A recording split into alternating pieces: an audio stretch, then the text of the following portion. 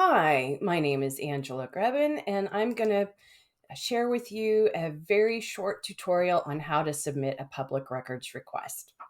First, when you submit a public records request, you'll want to be very clear about the specific information you're seeking. Address your request to the person or agency who holds those records. Sometimes a request may be sent directly to the recipient via email. Other times you might find that there's a public portal for you to use. In this example, I'll show you both. Write your request using clear and concise language. If you are sending a written request, make sure to include your email so that that person can respond to you. Once you send it, wait for a response and follow up after a couple of weeks if you don't hear back.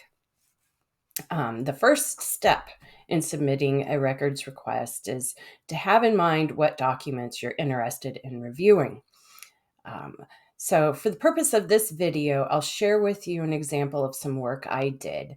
So between 2015 and 2017, I submitted public records requests for the Twitter block list of numerous public officials and government agencies, and I posted those results to my blog site, govblock.blogspot.com.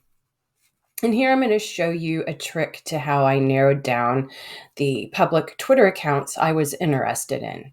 From my Twitter account, I would conduct basic searches that might include terms like mayor blocked me, city blocking my, block constituents, public account blocked. Or I might use the term in quotes, I was blocked by my, or blocked by my local, in quotes kind of thing, to see, get an idea of what people were saying and complaining about.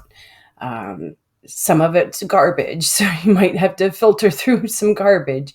But in the past, my typical request for social media information was mainly related to Twitter. Sometimes I'd include other platforms, but basically my request read like this.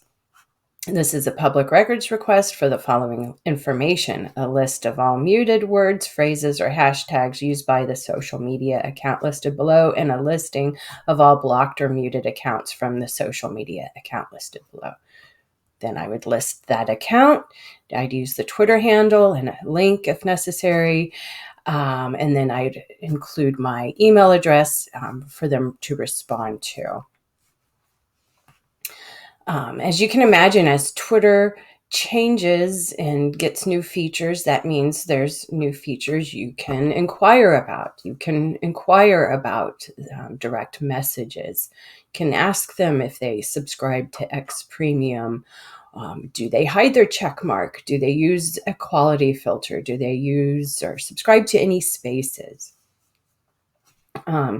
So from my Twitter account, you can see that I did a search for government account, and then I did blocked me in quotes, and I came across a individual saying that they were blocked by the Florida Agency for Persons with Disabilities. Here's their Twitter account, and you can go to their website, which will open at their website here. It'll open up in a new tab, and from the contact us information, you can scroll down, and there you'll see an email address to use when submitting your public records request. Here's another search. This, I use the Twitter handle for the LAPD, and then I put the word blocked in there, and I came up with an individual who did say they had been blocked.